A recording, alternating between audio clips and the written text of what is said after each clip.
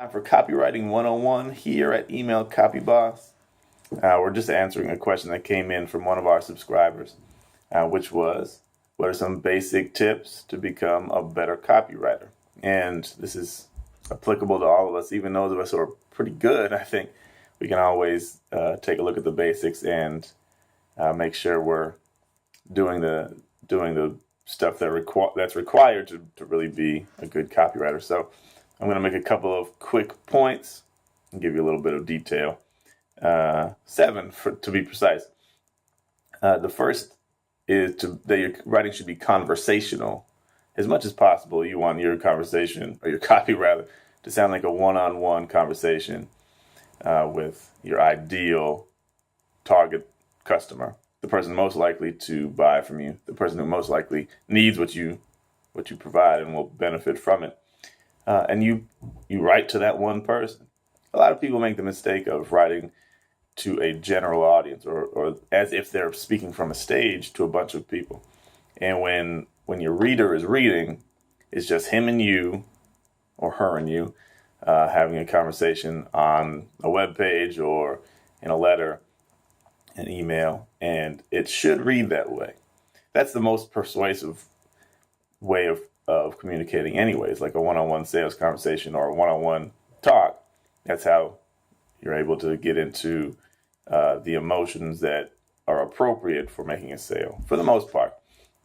So conversational is good. So you don't want to sound like corporate talk. You don't want to sound like teacher talk. I mean, you can teach, but you don't want to sound like a professor. You don't want to sound like a politician preaching at somebody.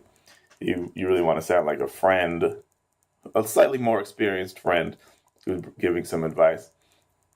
And so you kind of have to practice that to get it. And you should read a lot of other copy and you kind of absorb it by reading. But practice writing like you talk as much as possible. Not exactly, of course, but as close as possible. The next thing, conversational is 1, emotional is 2. So we're not just listing facts or telling history, but we're trying to transfer our emotions to the reader, and most importantly, is elicit emotional responses from them. So we're trying to get them excited. We're trying to get them fearful. We're trying to get them greedy. That's it sounds like we're promoting the baser parts of human nature, but really, when it comes to buying, greed is not necessarily a bad thing. They have a desire to get something. They have a problem they want to eliminate, or they have a goal that they're trying to reach that they're frustrated they haven't been able to. And you want to touch on those emotions. And you talk about things that will, bring them to the surface. And that way you can talk about them like, hey, you're frustrated about this. And I found out a way that you can eliminate that frustration. Or this is something to legitimately be scared of. And you pile that on a little bit. And then you offer them relief by telling them how to avoid it or how to protect themselves. And of course, like I said, it's 2 ways. People buy based on their own emotions. People also buy to have emotions. They want to feel good about themselves. They want to feel proud of themselves. They want to feel like they're making progress. They want to feel happy. Those are emotions that you can sell through your product. You have to build it in with the copy.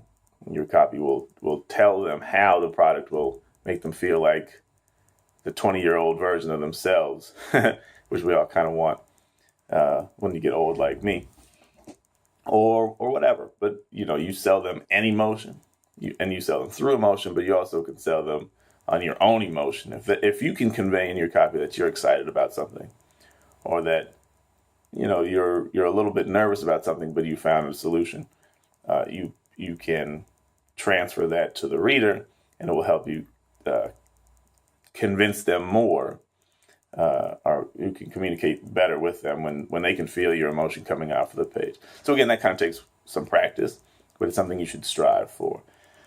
The third thing is to be valuable. So that can come in the form of teaching in the copy, we found that generally produces an improved response.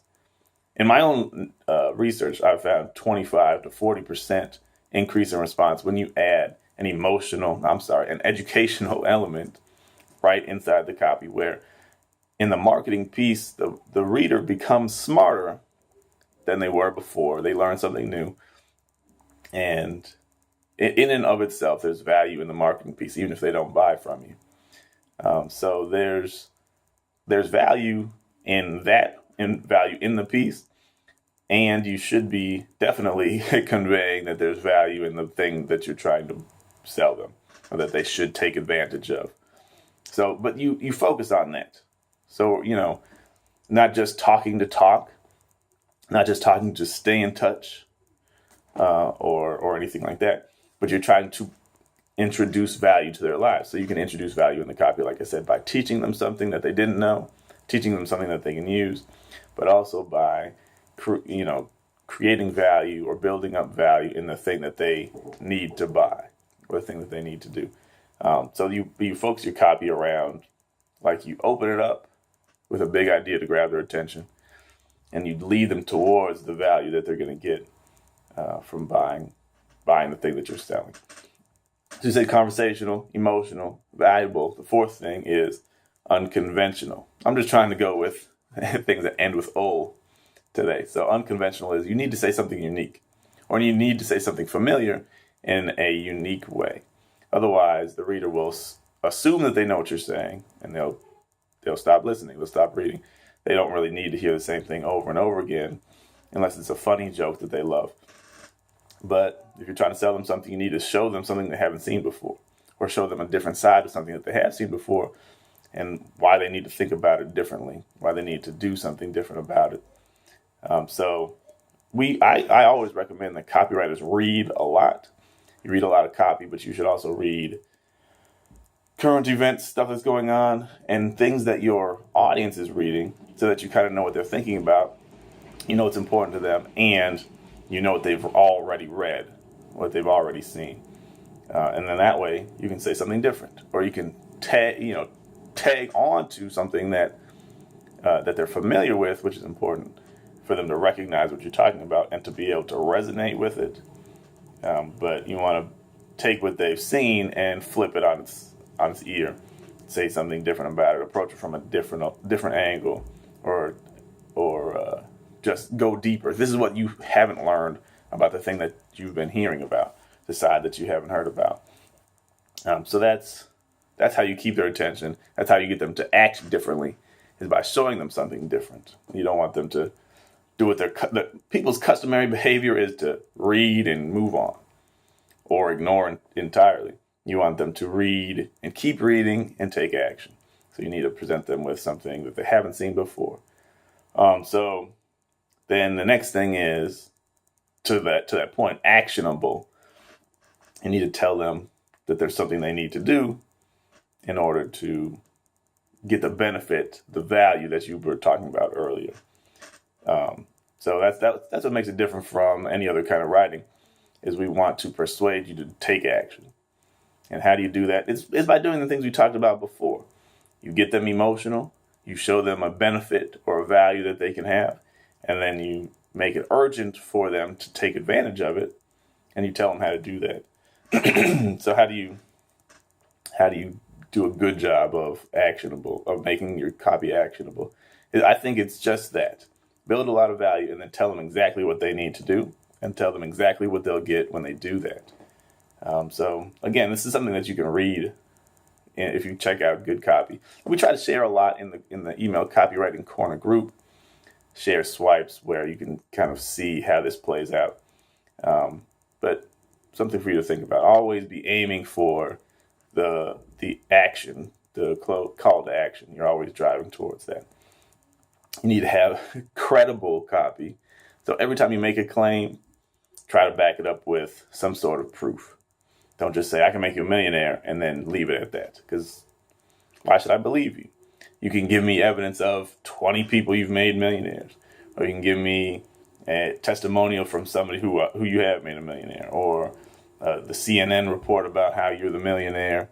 making guy. You need to have some sort of credibility built in. Talk about, don't make it the point, although proof is important. You just use proof to validate the claims.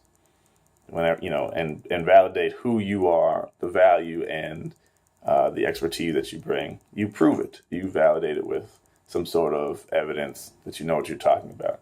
So don't just make claims and leave it alone. Prove it. Don't just tell people there's danger around the corner and expect them to believe that. Show them a news story, show them pictures, or give them details that will prove that you're telling them the truth. And the last thing is memorable. It's hard to quantify that, but I think if you do all of these things, it will be memorable. People remember how you make them feel. People remember big ideas. If you can help them see something that they're familiar with in a different way, they probably will remember that. But the reason it's really important to be memorable is because you're probably not going to get them on the first try. And you want to have copy that sticks with them. So the next time they hear from you, they'll kind of be able to remember what you said the first time. And one builds on the next. And that's how we all have to, as marketers, we all have to try to build on the last thing that we did. We all had to build on the success that we've had in the past.